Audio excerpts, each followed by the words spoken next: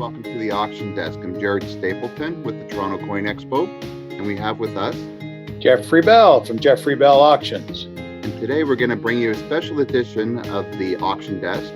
We're going to highlight some very special items from Don Allen, a very established collector, and we recently lost him last year. So our live auction is coming up with Geoffrey Bell Auctions. It'll happen Friday, October 1st. We're just a week away, and at 6 p.m. Toronto time. At 6 p.m. Toronto time. Live auction viewing. If you're not in Moncton, you can view everything at gbellauctions.com, and you can have a link to the iCollector platform there. And you can view all the lots. You can view all of the descriptions and pictures there.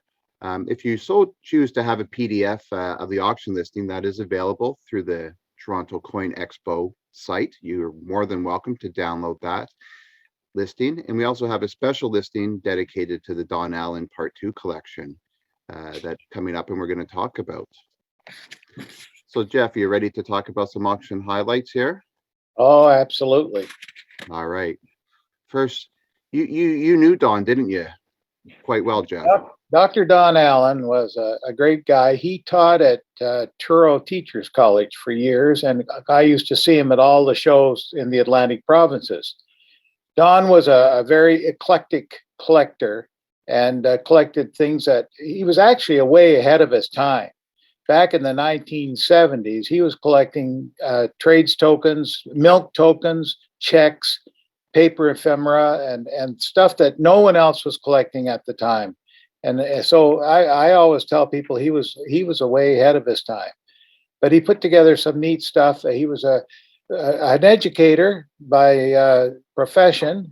He was a professor. Mathematics was his field. But Don was a great teacher, not only in the classroom, but also on television, radio, and he did a lot of work on numismatics. He actually was a representative of the American Numismatic Association in Canada. And even during their Coin Week in the United States, he would have presentations going here in Canada on television. Yeah. So Geoff, as a young guy in the collecting world, to you, I'm a young guy. I remember as a young kid reading this book here, the Numismatic Digest. And this was put out by Don. And as you said, someone way ahead of his time. And what he wrote here is very, very applicable to today. And it is some great material on collecting. So that's how one way Don affected me in my collecting. I only met him a few times. Very nice man. So let's get into some of the highlights we have, Geoff, in the auction coming up. Here's a very special piece here. That's the Ferguson gold medal. That's the highest award to the living Canadian numismatist. You win that award, or you're awarded that medal if you've done a lot of work in the publishing field, in the writing field, the research field, leadership in organizations in numismatics, but or any other way as far as that goes. But this is a who's list of numismatists in Canada. There have been about 50 awards over the years that started way back in the 1970s. It's lot 218 in the sale. And Don won it in 2003. It's quite an honor. Yeah, what a beautiful piece. And the Ferguson Foundation, as you know, Geoff, is a great organization, not for profit, and just gives back to the community. Yeah, and just to clarify, Jared, that the Ferguson medal really is not related to the Ferguson Foundation. It's a separate entity unto itself. There's a 3-member committee that accept nominations, and they're the ones that determine who's going to win it each year. The Ferguson Foundation, as you suggest, is a wonderful organization. They do a lot of publishing of numismatic books and what have you, and a very worthwhile organization. Absolutely. Next, Don was very, very well known for his banknotes, whether it was Canadian or world. We recently saw some of his world notes sell through the Stax Bowers auction, and his Chinese notes will be going through the Stax Bowers auction in about a week's time too. But we're so honored to have some great notes being offered by Geoffrey Bell Auctions. Two lots here I'm going to talk about. It's lot 390 and 394. These are two incredibly rare notes. They are Devil's Face replacement notes. The $5 note is the one on top. It's estimated at about $20,000 at a low estimate. And it's only one of a handful known to exist. And this is one of the top graded notes that's available, probably tied for the top. We go down to the bottom note. It's a $10 Devil's Face replacement, 16 known by the Canadian Paper Money Society registry. Once again, this is estimated low end at $10,000. And once again, 16 known, and look at that serial number, such a low serial number, 909. So beautiful pieces here. And this is what Don was known for some really rare and interesting pieces. This is a collection. This is a collection, Jared, of dairy tokens.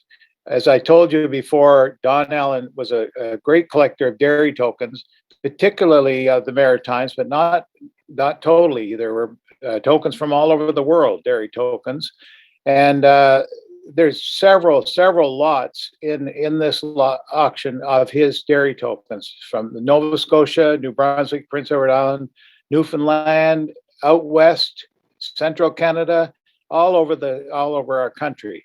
Dairy tokens, of course, were used. These pieces of metal were placed in the top of a glass milk bottle, and in the morning, if you had a homogenized one, for example, the fellow that delivered your milk to the door would take that, and that was your payment for the milk. You had to buy these in quantity to start with. You might buy 10 or 20 at a time, and then use those up, and then you'd buy another 10 or 20. They're made of aluminum, most of them, although there are plastic ones and there are cardboard ones. But he was a collector of this, and he did some extensive research on dairy tokens, and he wrote actually a lot of listings and so on of particularly maritime dairy tokens. Yeah, and Geoff, in the auction, as you mentioned, there are many lots, with these tokens in. So I think this is a very important lot for anyone that does collect these tokens. And I find it interesting too, in this auction, we have some of his research material that's, almost priceless, that I'm sure researchers would love to have and get their hands on that research material too. So if you're a collector, check out these lots in depth. There are many pages with pictures, because these are rather large lots, aren't they, Geoff? Some of them. They are, and it's probably there are very, very few opportunities to buy these in quantity like this with all the different varieties. So I would recommend, if you have an interest in dairy tokens, this is the time to take a long look at them and purchase some of these. Yeah, and they're definitely priced very conservatively, our estimates, and check these out for sure. Here's another one of our highlights in the sale. This would be the Bank of Commerce from 1892, $5 with the blue Yukon overprint. These are rather scarce notes for Canadian, and considered one of the rarer Canadian chartered banknotes. Geoff, you did a presentation, I remember, a couple of years ago on the banks of is it portable banks or something, or movable banks? Well, this particular note was used, of course, in the Yukon around the time of the gold strike up there, the gold rush. And the reason they had this overprint is that the notes were done in Toronto at the headquarters of the Bank of Commerce, and they would put Yukon in the big blue print on one end of the note. Then the note was transferred out to the Yukon, and you could imagine what a job that was. They would have to take that over land, over water, There were people stealing. So by the time it got to the Yukon, a lot of them did not make it. But in this case, it did because they stamped the other end of the note when it got to the Yukon. So they're a really interesting old Canadian. A lot of history in these notes, and they're very, very valuable. Yeah, and this one is in really, really nice condition too. It's all there. There's not much soiling on it. What a beautiful piece here, Geoff. It certainly is, and there was another variety of the notes that had the overprint of Dawson on it, Yes. and that's another very rare note. But this is a great note and a wonderful opportunity for someone to pick up a Canadian historical piece. Yeah, expect to sell upwards of $30,000, possibly more.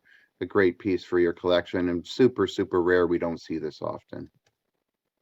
Here's some rare metals too, Geoff, here.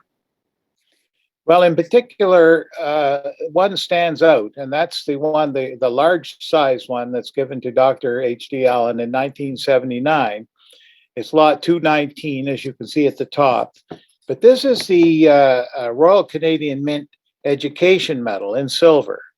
And the Royal Canadian Mint is decided to establish in 1976 an education medal to be given to the Canadian numismatists who they felt contributed the most to education on numismatics. Oddly enough, there's only been 16 of these issued, and they were issued from 1976 to 1993. And they're a very scarce medal and a very beautifully done medal. The other pieces are, there's a couple of philatelic pieces. Of course, that's for stamp collectors. And his card, his life membership card at the bottom. And so it's a very, very neat lot, particularly the Royal Canadian Mint Medal. Yeah, look at that. He's life member 12, Geoff. So on that card. Yeah. Did you ever get one of these, Geoff? Yeah. Did you ever get one of these? Silver medals? Yeah. Did you ever get one? I was the last person to get it in 1993. Wow. So these are pretty scarce. I've never seen one, Geoff. This is the first time in person to see one of these. So it's a pretty special piece. It is a very special piece. Yeah. And lastly, in our little talk today for Don Allen, a very special note, lot 648. This is from the Royal Canadian Bank, issued by the British Guiana branch, $100. So this is super rare. There's only two known to exist that we know of to this date. This is the only one that I have ever seen. The Bank of Canada, their museum, they don't even have one of these in there, Geoff. So this is a pretty rare piece, estimated to sell, $30,000 range. And people wonder why does Canada have banks in the islands, Geoff? And that goes back to Canadian trade history, where we have some natural resources up here of wood and lumber, and they have, of course, sugar cane, and they have the screech that we would want, right, Geoff? That's what the deal was. We would take a load of our products down there and then come home with rum and sugar and what have you, products of their area. This is a very rare note. And of course, Canadian banks had branches down in, when we say the islands, down Jamaica and down in that area, the Bermuda and what have you, down in the British Guiana, and this one is. These are very, very rare notes and very desirable notes. Yeah, look at that center vignette. Just beautiful there, Geoff. Yeah. Yeah. Well, ways to bid in our auction for Geoffrey Bell Auctions. We're going to be live on the internet on October 1st. If you need to bid ahead of time or want to make arrangements to bid live on the phone, please call Dawn, 506-333-7778. Those that want to submit bids by fax, we still have that available. Our phone number is right there in front of you. And email is also a great one if you want to submit any bids or have any questions, info@gbellauctions.com. If you do submit bids by email, Dawn will reply to you confirming she's received them. If you don't get that confirmation email, please reach out to her. We're so happy, Geoff, that you joined us today. It's great to have you. And don't forget, everyone, live bidding October 1st, 2021. Start time is 6 p.m. Toronto time, and all our contacts there for Don Bell. So Geoff, thanks so much for joining us for the special edition, highlighting some of the great items from Don Allen. It's an honor once again to have him represented in the auction, especially by Geoffrey Bell Auctions. Thanks so much, Geoff. Thank you, Jared.